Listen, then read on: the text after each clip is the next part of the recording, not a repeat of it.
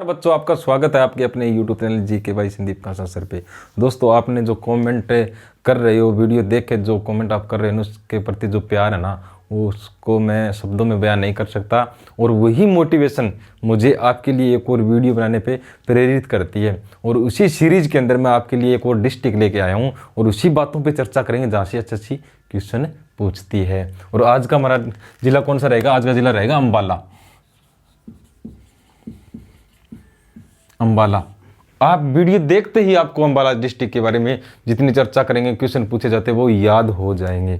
ठीक है, तो अम्बाला जिले का गठन मैंने आपको बताया था, हरियाणा के बारे में चर्चा की थी। तो हरियाणा जिले का गठन हुआ था 1 नवंबर 1966 को। 1 नवंबर 1966 को कौन से जिले का गठन हुआ था? अम्बाला जिले का गठन हुआ था। ठीक है, और अम्बाला जिले का नाम किसके कारण पड़ा था? माता अम्बा के नाम पे। माता अम्बा के नाम पे किस जिले का नाम पड़ा था? अम्बाला जिला का नाम पड़ा था। यानी माता अंबिका भी कह सकते हैं। माता अम्बा के नाम पे किस जिले का नाम पड़ा था? अम्बाला जिले का नाम। इसी तरह एक मान्यता और भी है, क्योंकि अम्बाला के अंदर सबसे अधिक आम होते हैं, यानी आमों की अधिकता के कारण किस जिले का नाम पड़ा? अम्बाला का। आमों की अधिकता के कारण, आमों की अधिकता के कारण किस जिले का नाम पड़ा? अम्बाला का। लेकिन एक मान्यता और भी है। 14वीं शताब्दी के अंदर एक राजपूत राजा हुए थे। 14वीं शताब्दी में कौन हुए थे? राजपूत राजा अम्बा के नाम पे कहते हैं अम्बाला का नाम पड़ा था। यानी 3 मान्यता है। पहला, माता अम्बा या अंबिका के नाम पे अम्बाला जिले का नाम पड़ा। दूसरी, आमों की अधिकता के कारण अम्बाला का नाम पड़ा। तीसरी, 14वीं शताब्दी में राजा राजपूत अम्बा के कारण इसका नाम पड़ा। मैं आपको बच्चों यहाँ पे बता दूं, अम्बाला आमों की अधिकता के कारण नाम पड़ा। लेकिन आपको क्वेश्चन आ जाए, आमों का मेला कहाँ लगता है? आमों का मेला कहाँ लगता है? तो आपको पिंजौर पंचकुला करना है। पिंजौर पंचकुला में।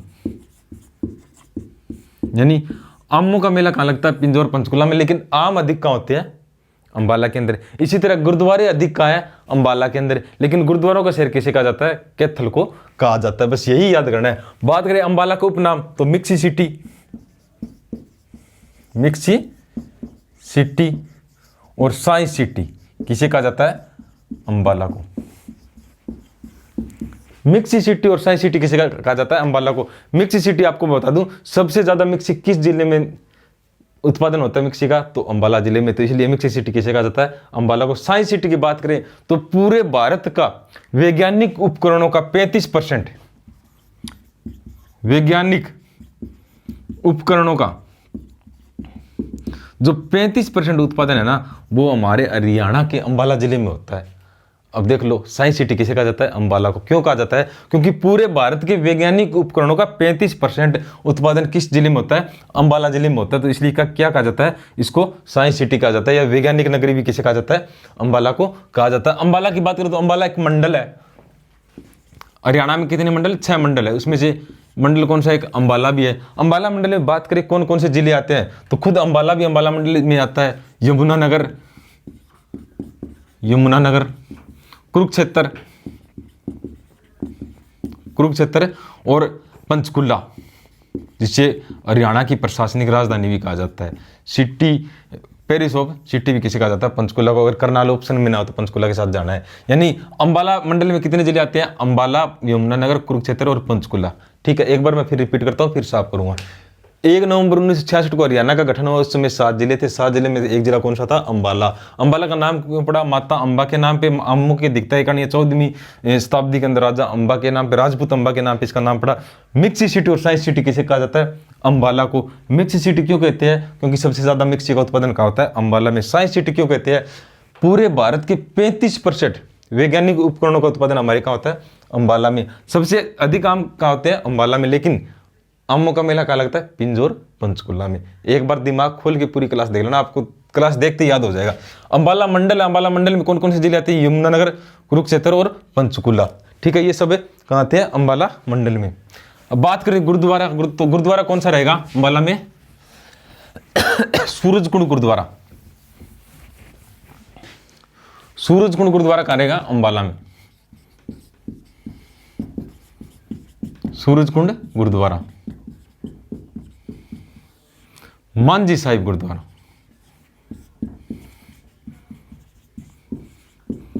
मांझी साहिब गुरुद्वारा। अब देखो यहां पे बच्चे डाउट कंफ्यूज कैसे होते हैं, डाउट कैसे दूर क्लियर करता हूं मैं आपका। सूरजकुंड गुरुद्वारा कहाँ है? हमारे अंबाला में। सूरजकुंड मंदिर आ जाए तो वो कहाँ रहेगा? यमुनानगर में। और सूरजकुंड का मेला कहाँ पड़ता है? फरीदाबाद में। सारे डाउट अलग अलग कंफ्यूज होते हैं बच्चे, लेकिन मैं बताता हूँ सूरजकुंड गुरुद्वारा कहाँ पर? अंबाला में। सूरजकुंड मंदिर आ जाए तो, या सूर्यकुंड मंदिर, तो कहाँ रहेगा? यमुनानगर में। यमुनानगर में कंप्लीट नाम के, यानी सूरजकुंड मंदिर कहाँ रहेगा? यमुनानगर में। इसी तरह सूर्यकुंड या सूरजकुंड का मेला, सूरजकुंड का मेला कहाँ रह जाता है? फरीदाबाद में। फरीदाबाद में। यानी आपके डाउट क्लियर हो गए। सूरजकुंड गुरुद्वारा आ जाए तो अंबाला, सूर्यकुंड मंदिर यमुनानगर, और सूरजकुंड का मेला फरीदाबाद में। सूर्यकुंड मंदिर के बारे में बता दूं, यहाँ पे कहा जाता है निसंतान क्षत्रिय अगर यहाँ पे माथा टेका है ना, मन्नत मांग ले, तो निसंतान क्षत्रियों को संतान की प्राप्ति होती है। और उस सूर्यकुंड मंदिर का निर्माण किसने करवाया था? तोमर शासकों ने करवाया था। और सूर्यकुंड मेला कहाँ बढ़ता है? फरीदाबाद में, फरवरी महीने में बढ़ता है। और इस मेले का निर्माण मयूर झील के नाम पे अंगनपाल द्वितीय ने करवाया था। ठीक है, आपके डाउट उम्मीद करता हूँ क्लियर हो गए। इसी तरह मांझी साहिब गुरुद्वारा कहाँ है? हमारा अंबाला में। और श्री मांझी साहिब, श्री मांझी साहिब गुरुद्वारा कहाँ रहेगा? कैथल में। और गुरुद्वारा मांझी साहिब,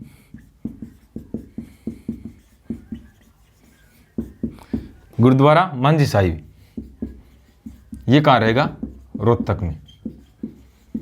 अब देखो याद कैसे किया जाता है। मांझी साहिब गुरुद्वारा कहाँ है? हमारा अंबाला के अंदर। श्री मांझी साहिब कैथल के अंदर। गुरुद्वारा मांझी साहिब कहाँ रहेगा? रोहतक के अंदर। यानी मांझी साहिब हमें आम अधिक कहाँ होते हैं? अंबाला में होती है। तो हमें मांझी, मांझी से हम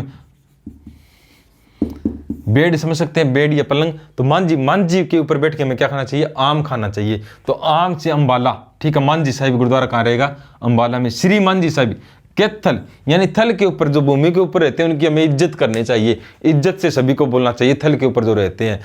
ठीक है, इसलिए हम इज्जत से बोलेंगे तो क्या लगाएंगे? श्री लगाएंगे। तो श्री मांझी साहिब गुरुद्वारा कहाँ रहेगा? हमारा कैथल में रहेगा। इसी तरह गुरुद्वारा मांझी साहिब कहाँ रहेगा? हमारा गुरुद्वारा मांझी साहिब हमारा कहाँ रहेगा? रोहतक के अंदर रहेगा। गुरुद्वारा मांझी साहिब, गुरु होता ना हमारा, गुरु ये हमारे चेहरे से पहचान लेता है भाई हम किस दौर से गुजर रहे हैं। तो यानी गुरु हमें कभी रोने नहीं देता। गुरु हमें क्या नहीं कर देता?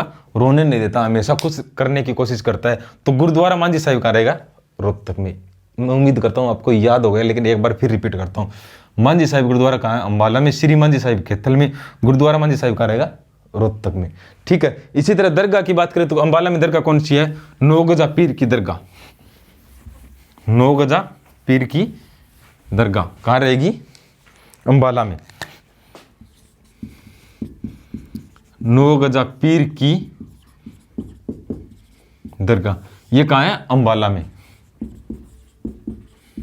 कहते हैं एक 9 गज का एक पीर हुआ था, 9 गज का, यानी 27 फुट का, 27 फुट का एक पीर हुआ था। तो इसकी दरगाह कहाँ रहेगी? अंबाला के अंदर रहेगी। लेकिन एक मन्नत है यहाँ पे, जब मन्नत पूरी हो जाती है ना तो उसके बाद में घड़ी चढ़ाई जाती है। घड़ी चढ़ाई जाती है, यानी क्यों चढ़ाई जाती है? जब मन्नत पूरी हो जाती है तो घड़ी चढ़ाई जाती है। अब आप भी अंबाला जाओ ना तो 9 गजा पीर के ऊपर अपना माथा टेकना और मन्नत मांगना भाई हमारी गवर्नमेंट जॉब मिल जाए। लेकिन गवर्नमेंट जॉब तो आपको मेहनत करने से मिलेगी, क्योंकि आप सुबह शाम चाहे कितनी भी पूजा कर लो, कितना भी कुछ करो, लेकिन मेहनत नहीं करोगे ना तो आपको गवर्नमेंट जॉब नहीं मिलेगी। तो आपकी मन्नत होती है, अपना साइकोलॉजी इफेक्ट होता है, सभी की अपनी अपनी भावना होती है। तो आप क्या कर सकते हो? मन्नत मांग सकते हो भी आपकी गवर्नमेंट जॉब लग जाए, तो आप वहां पे घड़ी चढ़ा सकते हो। तो 9 गजा पीर की दरगाह कहाँ रहेगी? अंबाला के अंदर। सेंट पॉल चर्च भी कहाँ है? अंबाला में। चर्च भी है Saint Paul Church. Saint Paul Church कहाँ है? अंबाला में। कब बनाई गई थी? 1857 के अंदर। जब 1857 की क्रांति हुई थी ना, उसके बाद में यहाँ पे सेंट पॉल चर्च बनाई गई थी। तो कब बनाई गई थी? 1857 की क्रांति के बाद। और इसको 1965 के अंदर जब भारत पाक का युद्ध हुआ था ना, भारत पाकिस्तान का, तब ये क्षतिग्रस्त हो गई थी, यानी लगभग नष्ट हो गई थी, क्षतिग्रस्त हो गई थी, नष्ट हो गई थी। तो सेंट पॉल चर्च हमारी कहाँ रहेगी? अंबाला के अंदर। और अंबाले से ही 1857 की क्रांति का जब जिक्र आ गया, तो 1857 की क्रांति हरियाणा में कहाँ से शुरू हुई थी? अंबाला से ही शुरू हुई थी। 1857 की क्रांति कहाँ से शुरू हुई थी? अंबाला से शुरू हुई थी। और अंबाला छावनी का गठन कब हुआ था? अंबाला छावनी, इसका गठन हुआ था 1843 के अंदर। यानी अंबाला छावनी का गठन कब हुआ था? 1843 के अंदर। पहले ये छावनी कहाँ बननी थी? ये करनाल के अंदर बननी थी, लेकिन बाद में अंग्रेजों ने कहाँ बनाई है? ये अंबाला के अंदर बनाई है। इसी तरह अंबाला वायु स्टेशन, अंबाला वायु स्टेशन कहाँ है? अंबाला के अंदर। और एक दूसरा कहाँ है? सिरसा के अंदर भी है, सिरसा एयरफोर्स का ये वायु स्टेशन, यानी सेना का वायु स्टेशन कहाँ रहेगा? एयरफोर्स का अंबाला और सिरसा के अंदर। एयरफोर्स का जो वायु स्टेशन है वो कहाँ रहेगा? अंबाला और सिरसा के अंदर। और अंबाला और सिरसा की जब दोनों की बात हो जाए ना, तो ये लोकसभा की आरक्षित सीट है। लोकसभा की हरियाणा के अंदर 2 ही आरक्षित सीट है, वो कौन सी है? अंबाला और सिरसा आरक्षित सीट है। यानी जो सेना का वायु स्टेशन है वो कहाँ पे रहेगा? अंबाला और सिरसा के अंदर, ठीक है। और लोकसभा की आरक्षित सीट रहेगी, ठीक है। नवगजा पीर की दरगाह भी कहाँ है? अंबाला में। सेंट पॉल चर्च भी कहाँ है? अंबाला में। 1857 की क्रांति हरियाणा में कहाँ शुरू हुई? अंबाला में। 1965 के अंदर सेंट पॉल चर्च क्षतिग्रस्त हो गई थी। इसी तरह अंबाला छावनी का गठन कब हुआ था? 1843 के अंदर। प्रसिद्ध व्यक्तित्व की बात करें तो यहाँ से कौन कौन से प्रसिद्ध व्यक्तित्व आए हैं भारत के लिए, वो भी एक बार डिस्कस कर लेते हैं। कौन कौन से है? जूही चावला, जूही चावला, ओमपुरी, सबके बारे में बताऊं, डिस्कस करेंगे अच्छी तरह से। ओमपुरी, सुचेता कृपलानी, सुचेता कृपलानी, जोराबाई, जोराबाई और परिणीति चोपड़ा, जोराबाई और परिणीति चोपड़ा, परिणीति चोपड़ा, परिणीति चोपड़ा, इनका संबंध कहां से है? इन सब का संबंध कहां से है? अंबाला से। राय बहादुर लाला मुरलीधर, इनका बताऊंगा। राय बहादुर लाला मुरलीधर, राय बहादुर लाला मुरलीधर। देखो, जूही चावला एक अभिनेत्री है, उनका संबंध कहां से है? हमारे अंबाला जिले से। यानी अभिनेत्री का संबंध कहां से है? अंबाला जिले। ओमपुरी अभिनेता थे, इनका संबंध भी कहां से था? अंबाला। सुचेता कृपलानी, इंपॉर्टेंट, भारत में किसी भी राज्य की या उत्तर प्रदेश की प्रथम महिला मुख्यमंत्री, महिला मुख्यमंत्री कौन रहेगी? ये रहेगी हमारी सुचेता कृपलानी। इसी तरह सुषमा स्वराज भी, तो सुषमा स्वराज का संबंध भी कहां से है? अंबाला से। यानी सुचेता कृपलानी, किसी भी राज्य की या उत्तर प्रदेश की पहली महिला मुख्यमंत्री कौन थी? सुचेता कृपलानी। इनका संबंध कहां से था? हमारे अंबाला जिले से था। जोराबाई गजल गायिका, गजल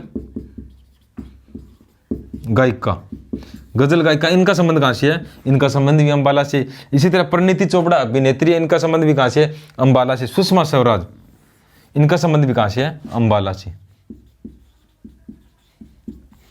यानी इनका संबंध कहां से रहेगा? अंबाला से। राय बहादुर लाला मुरलीधर क्यों इंपॉर्टेंट है? राय बहादुर लाला मुरलीधर इंपॉर्टेंट है क्योंकि कांग्रेस की हरियाणा के अंदर, कांग्रेस की हरियाणा के अंदर 1886 के अंदर प्रथम शाखा कौन ले गए थे? राय बहादुर लाला मुरलीधर। इनकी पत्रिका पूछी गई थी कलरक के पेपर में, तो इनकी पत्रिका कौन सी थी? खेर अंदेश, खेर